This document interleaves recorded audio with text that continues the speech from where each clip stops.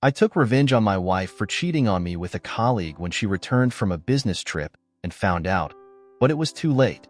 Be prepared was drilled into me as the Boy Scout motto.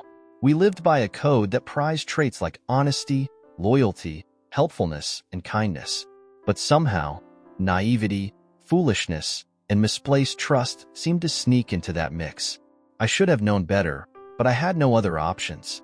I hardly ever checked my wife's phone, a fact she was well aware of, so she never felt the need to add extra security. As a former scout, I always valued honesty and respected privacy. But with her upcoming trip, I found myself struggling to recall the name of her hotel. I dreaded the potential argument over my forgetfulness, something that had become a sore spot between us lately. This trip was going to be our longest separation since we married 6 years ago, and I thought about doing something romantic, like sending flowers. But Paris, the so-called city of love, only deepened the irony, because I wouldn't be the one on her mind. That spot belonged to Brian, the guy she was traveling with. Using our wedding date as the passcode, I scrolled through what appeared to be innocent work emails between my wife, Lisa, and Brian.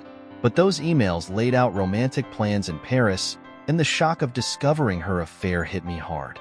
Equally shocking was their choice to use work emails. Being a lawyer, Lisa should have known better, and Brian, a paralegal at her firm, wasn't clueless either. Their legal careers meant they often dealt with emails that uncovered others' infidelities, evaluating the damage and figuring out how to manage it. But I hadn't paid much attention to Lisa's trip details because something had felt off from the start. When she first mentioned the trip, she described it as a routine arbitration case with no time for sightseeing. But her tone, the way she avoided eye contact, made me suspicious. Then, one email subject line struck me deep. "Why don't you just ditch the Boy Scout so we can spend more time together?" That was Brian's message, met with Lisa's disturbing reply. "I feel safe with him." I felt a mix of betrayal and a strange, dark excitement as I typed out a response, followed by a smiley emoji. Not entirely sure of what to do next, I decided to print the email. Preserving it as evidence seemed like the right move. Being a lawyer, I knew the importance of preserving evidence. I quickly printed the email using the Wi-Fi printer in the basement and tucked it away in my briefcase. I realized I needed a strategy. As a lawyer, my strength was in my intellect, not brute force. I had to think fast. Lisa would be back from her run soon. But first, I needed to finish my work assignment and secure a hotel reservation, though not for sending flowers. I wasn't sure why, but getting the hotel information felt crucial. Eventually, I found the Eiffel Tower View Hotel, a short walk from the International Chamber of Commerce, where Lisa and Brian were supposed to be working. While researching Virginia's divorce laws, I remembered the bar exam from 5 years ago. Infidelity was grounds for divorce, potentially affecting alimony and property division. But there were also defenses against such charges, like reconciliation. I needed to leave the house quickly, avoiding any confrontation for now. My goal was to shock Lisa into disbelief, using a strategy akin to a military ambush. Lying wasn't in line with Scout law, but this was war, and as Churchill once said, in wartime, truth is so precious that she should always be attended by a bodyguard of lies. With this in mind, I hurriedly packed my belongings, placing the suitcases by the front door. I gathered essential documents, bank statements, credit card statements, retirement accounts, car papers, pay stubs, mortgage documents, and Lisa's latest student loan balance. Hearing Lisa in the kitchen after her run, I climbed up from my basement office, trying to look concerned. Despite her despicable actions, I couldn't deny her physical attractiveness. But the realization that our love was dead had firmly set in. I told Lisa about my plans to visit Paris, forcing a somber smile. Her reaction was immediate. Her complexion paled, her blue eyes lost their usual spark. She questioned me about my destination, but her initial shock faded quickly. I explained that my boss, John, had called, asking me to help prepare a witness for an insurance case. I mentioned the judge's frustration over a lost motion to compel, which had thrown the court's schedule off. I hinted that I might be on the road for a few weeks, but could stop by occasionally for laundry. Lisa expressed sympathy, joking that maybe my firm was hiring, though there was a hint of something else in her voice. I detected a flicker of worry on her face when I mentioned the possibility of joining her in Paris. She teased me about sending my resume, despite her law school's higher ranking than mine. She moved as if to hug me, but I avoided her and headed downstairs to my office. As she asked about dinner plans, I told her I couldn't stay. John was eager for me to leave immediately. Lisa followed me to the door, looking slightly concerned as I picked up my suitcases. She declined a goodbye kiss, citing a sore throat and the possibility of a cold, expressing concern about me catching it. I informed her that I wouldn't be back until Friday at the earliest, mentioning stops in Roanoke and Baltimore. I had a feeling Lisa was already considering the unexpected opportunities my absence might bring. I waved goodbye and drove off, hoping she would assume I was just preoccupied with work and irritated about being called in on a Saturday.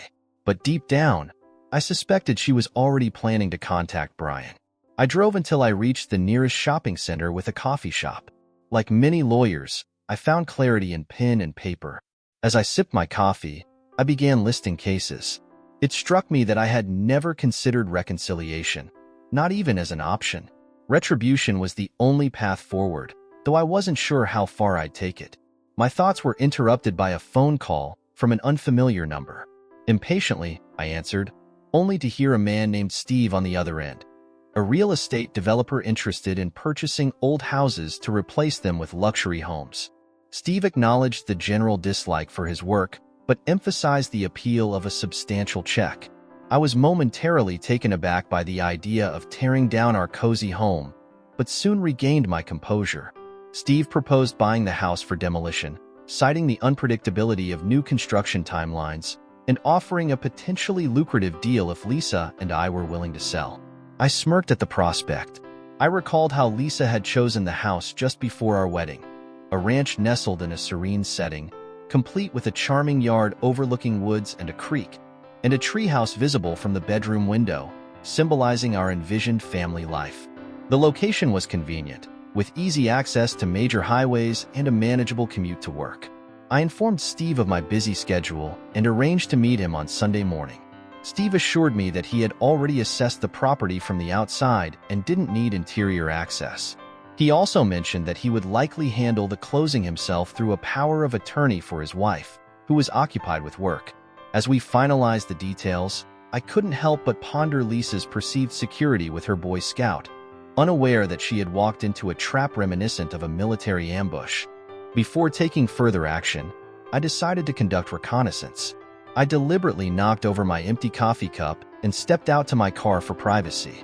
Dialing a number on my cell phone, I waited for a response and eventually connected with an old friend, Fred. Fred, a former private investigator, had often assisted me during my corporate law days, handling pro bono cases that reflected my commitment to public service. I recounted the urgent favor I needed, explaining the situation with my wife and her affair.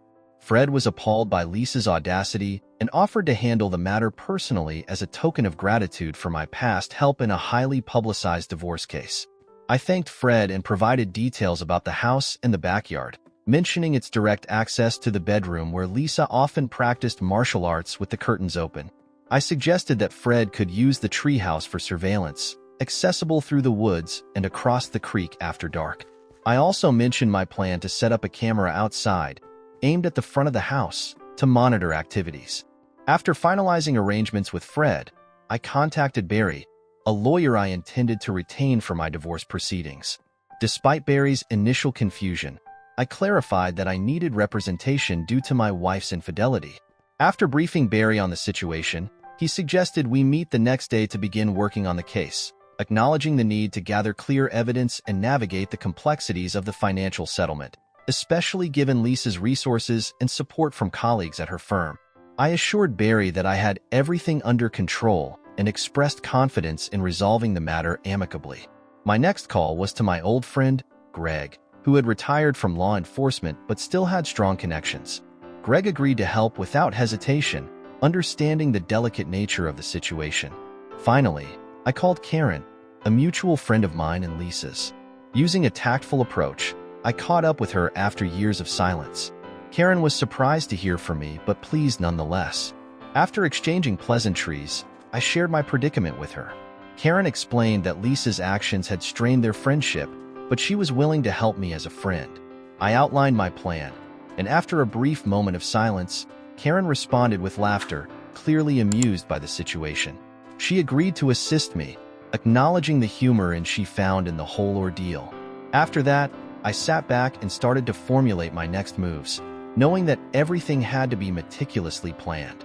This wasn't just about catching Lisa in the act. It was about ensuring I had the upper hand in every possible way. The following day, I met with Barry, my lawyer, and we began the process of gathering evidence. Fred, the private investigator, had already started his surveillance, and the pieces were slowly coming together. I knew this was going to be a long game, but I was ready for it. I had to keep my emotions in check, which wasn't easy. Every time I saw Lisa, every time I heard her voice, I had to remind myself of the betrayal. I had to remind myself that this was war, and in war, there are casualties. In the days that followed, I went through the motions, work, home, preparing for what was to come. I avoided any confrontations with Lisa, kept my distance, and focused on the task at hand. Fred's reports started coming in, nothing too surprising, just confirming what I already knew. But it was all necessary. Every detail needed to be documented. Eventually, the day came when I had everything I needed.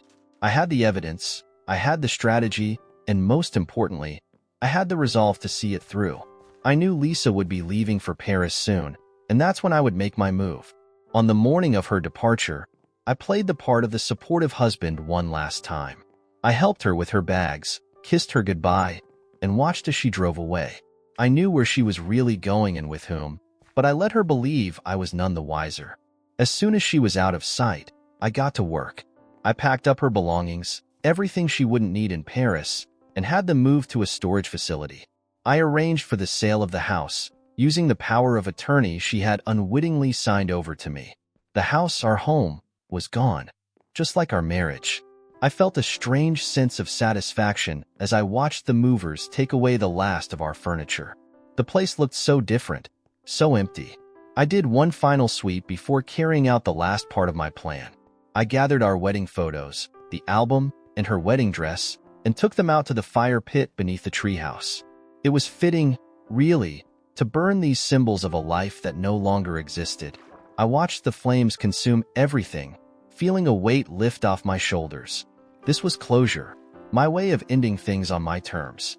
The next day, I finalized the sale of the house, using the authority Lisa had given me. The proceeds went straight into my personal account, severing the last financial ties between us. Meanwhile, Lisa was oblivious in Paris, wrapped up in her affair with Brian. She had no idea what was waiting for her when she returned, but I wasn't done yet.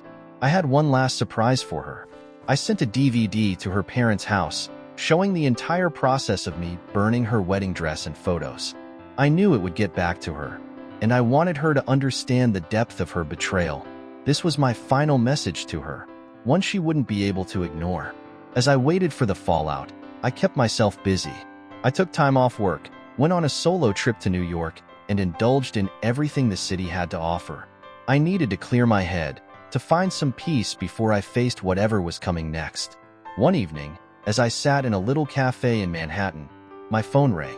It was Lisa's father. The conversation was surreal. He told me Lisa had returned from Paris, but something terrible had happened. She and Brian had been attacked, kidnapped, and drugged. When Lisa woke up, she was covered in tattoos, horrible words etched into her skin, and her face was bruised and broken. I listened, hardly believing what I was hearing. Part of me felt a twinge of sympathy, but it was quickly overshadowed by the satisfaction that justice had been served, though not in the way I had expected. Lisa's father asked me what he should do, but I told him it was no longer my concern. We were divorced, after all. He was shocked, but there was nothing more to say. I offered to send him a copy of the video I had of Lisa's affair if he needed proof. There was silence on the other end before he finally hung up. In that moment, I realized that everything had changed. The stress of it all had finally lifted, and I felt free. I sent an email to my boss, resigning from my job. I needed a fresh start, away from everything that had happened. I packed up my things and left New York, heading for the Adirondacks. I needed to reconnect with nature, with myself. I spent weeks in the mountains, hiking, camping, and finding peace in the simplicity of the wilderness. When I finally turned my phone back on, there were dozens of messages from Lisa. Frantic, desperate, but I didn't listen to them. I deleted them all. Her emails were just as crazy. I figured her account must have been hacked or something. Either way, it didn't matter. I had moved on.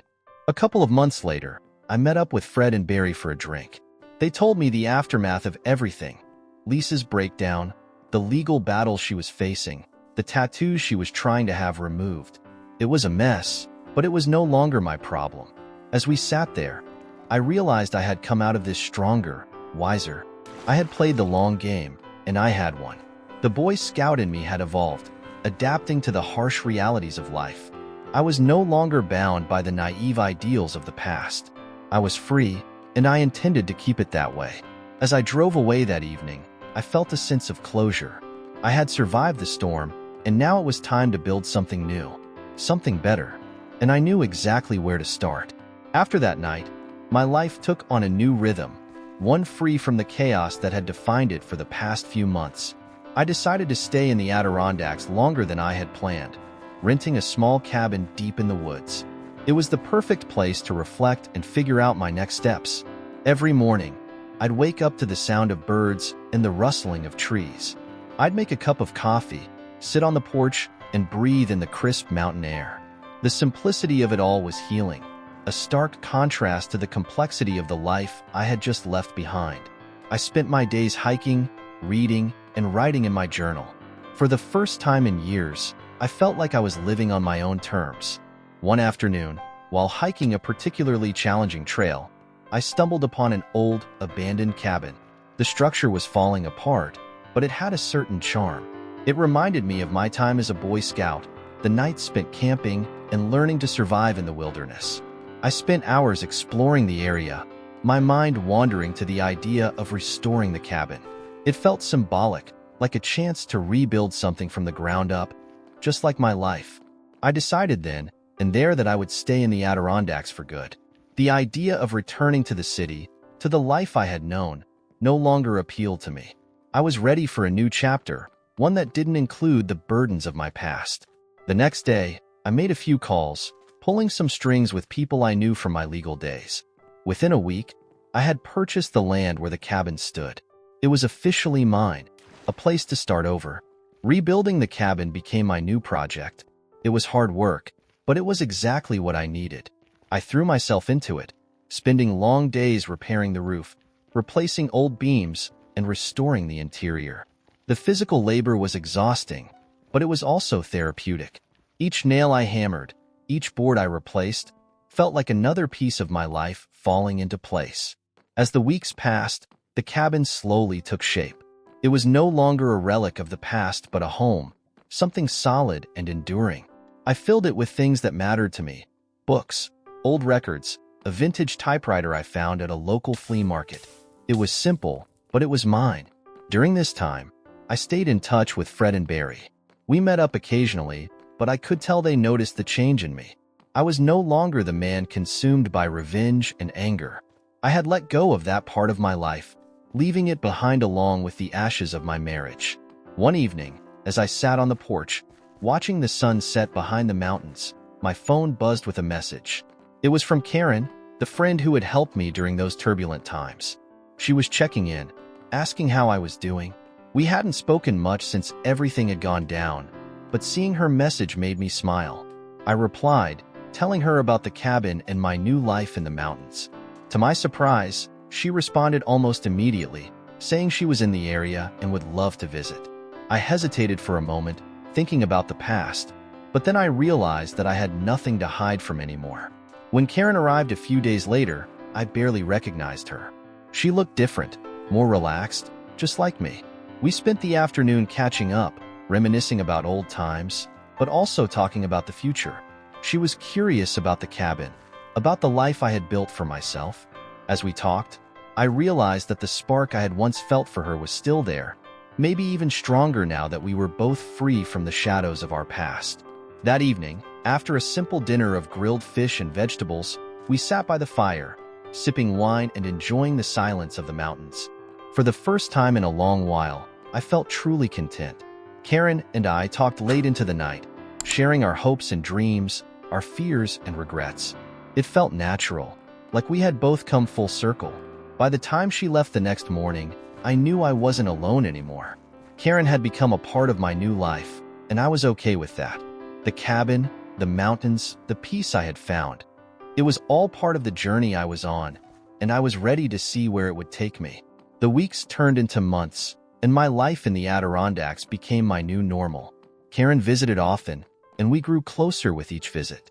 It wasn't the intense, fiery passion I had once felt in my marriage, but something deeper, more meaningful. It was a companionship built on trust and mutual respect, the kind that could last. Looking back, I realized that everything I had been through, the betrayal, the revenge, the burning of bridges, had led me to this place. I had stripped away everything that didn't matter, leaving only the essentials. In doing so, I had found myself again.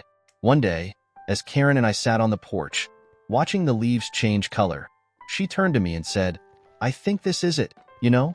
This is where we're supposed to be." I looked at her, then out at the mountains, the cabin we had turned into a home, and nodded. "Yeah," I replied, "I think you're right." And for the first time in years, I truly believed it. As winter approached, the mountains around the cabin were blanketed in snow, transforming the landscape into a serene, almost otherworldly place. Karen and I had settled into a comfortable routine, and the cold months gave us a chance to hunker down and enjoy the quiet solitude together. We spent our days chopping firewood, cooking hearty meals, and reading by the fire. At night, we would sit outside, bundled up in blankets, and gaze at the stars, talking about everything and nothing. The simplicity of it all was exactly what I needed after the chaos of the past year. One particularly cold evening, after a long day of clearing snow from the path to the cabin, Karen suggested we take a break from the routine. "Why don't we go into town?" she asked, her breath visible in the crisp air. "We could use a night out, don't you think?" I hesitated, but then I realized she was right. It had been months since I had been anywhere other than the cabin or the nearby trails. A night out might be just what we needed. We drove into the nearest town, a small, quaint place that looked like something out of a postcard. The streets were lined with twinkling lights, and the windows of the shops were decorated with festive displays. We found a cozy little restaurant and settled in for dinner, the warmth of the fire in the hearth contrasting with the cold outside. Over dinner, we talked about our plans for the future. I told Karen about my idea to start a small law practice in town, something low-key that would allow me to use my skills without the pressures of corporate law. She was supportive, as always, and suggested that she could help with the business side of things, having a knack for organization that I admittedly lacked. As the night went on, I felt a sense of peace that I hadn't experienced in a long time. The past felt distant, like a chapter in a book I had already finished. I was ready to move forward, to build something new, and Karen was a big part of that. After dinner, we walked through the town, stopping to admire the holiday decorations. The snow crunched under our feet, and the cold air was invigorating. We ended up at a small bar, where we had a few drinks and listened to a local band play. The atmosphere was lively, and for the first time in a while, I found myself truly enjoying the moment. On the way back to the cabin, Karen turned to me, her eyes reflecting the glow of the dashboard lights. "I'm really happy here," she said softly. "With you." I squeezed her hand, feeling a warmth spread through me that had nothing to do with the heater in the car. "I'm happy too," I replied, meaning every word. When we got back to the cabin, we made hot chocolate and sat by the fire, letting the warmth seep into our bones. As the flames flickered, casting dancing shadows on the walls, I realized just how far I had come. The anger, the betrayal, the need for revenge. They were all behind me now. What mattered was the present, and the future that Karen and I were beginning to build together. That night, as I lay in bed with Karen beside me, I felt a contentment that was new to me. It wasn't the sharp, exhilarating feeling of victory or the dark satisfaction of revenge. It was something deeper, more enduring. It was the quiet, steady beat of a heart at peace. Winter passed in a blur of snowy days and cozy nights. The cabin, which had once been a symbol of my escape, had become a true home, a place of comfort and love. Karen and I grew closer with each passing day, our lives intertwining in a way that felt both natural and right. When spring finally arrived, bringing with it the promise of new beginnings, I knew it was time to take the next step. I wanted to make my stay in the Adirondacks permanent, to truly settle down and start the small law practice I had been dreaming about. And I wanted Karen by my side, not just as a partner in life, but in everything. One morning, as the first buds of spring were starting to appear on the trees, I brought up the idea over breakfast. "I've been thinking," I began, setting down my coffee cup, "about staying here for good, about making this place, this life, permanent." Karen looked at me, her eyes softening as she smiled. "I was hoping you'd say that," she said. "I'm in, Todd. Whatever you want to do, I'm right there with you." I felt a surge of emotion at her words, knowing that this was what I had been searching for all along. A fresh start, a new chapter, with someone who truly understood me. We spent the rest of the morning planning, discussing how we would set up the practice, what kind of cases we'd take on, and how we could contribute to the community. As the weeks went by, we put our plans into action. I filed the necessary paperwork to start the practice, and Karen worked on setting up the office, which was a small room in the cabin we converted into a workspace. It was humble, but it was ours, and that's what mattered. We also started getting involved in the local community, attending town meetings, volunteering at events, and getting to know our neighbors. It felt good to be part of something, to contribute to a place that had given me so much peace. The law practice grew slowly but steadily, and I found that I enjoyed the work more than I ever had before. The cases were small, the clients were neighbors, and the work was straightforward. There were no high stakes, no cutthroat competition, just the satisfaction of helping people and doing what I was good at. Karen was by my side through it all, her support unwavering. We fell into a rhythm that felt easy, natural, and right. Our relationship deepened with each passing day, built on the trust and understanding we had developed over the months. One evening, as we sat on the porch watching the sunset, I realized how far I had come. The pain of the past was a distant memory, and the life I had built with Karen was something I was proud of. I had found a place where I belonged, a life that was simple but fulfilling. As the sun dipped below the horizon, casting a warm glow over the mountains, I turned to Karen. "I couldn't have done this without you," I said, my voice full of gratitude. She smiled, taking my hand in hers. "We did it together," she replied, "and I wouldn't want it any other way." In that moment, I knew that I had found my true home, not just in the cabin or the mountains, but in the life Karen and I had built together. The journey had been long and difficult, but it had led me to a place of peace, happiness, and love. And for that, I was forever grateful.